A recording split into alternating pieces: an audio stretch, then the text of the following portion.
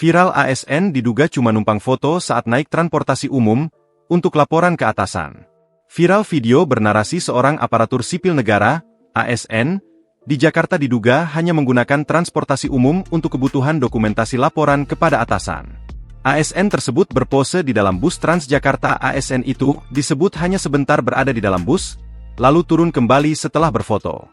Dari dalam video terlihat dua pria pakai jaket hitam dan berkemeja putih bersuafoto di dalam bus Transjakarta. Setelah berfoto, kedua pria tersebut terlihat turun dari bus.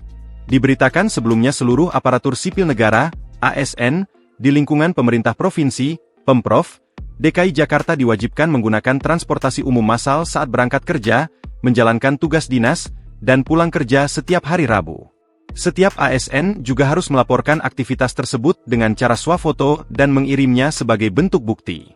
Hal tersebut disampaikan oleh Kepala Badan Kepegawaian Daerah, BKD, DKI Jakarta, Haidir, Selasa, 29 April 2025.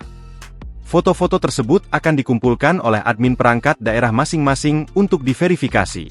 Hasil rekap dan verifikasi akan dilaporkan ke pimpinan unit kerja, kemudian diteruskan ke Gubernur DKI Jakarta melalui Dinas Perhubungan, serta ditembuskan ke BKD. Namun kebijakan ini bukannya ditaati melainkan diakal-akali oleh oknum yang tak bertanggung jawab.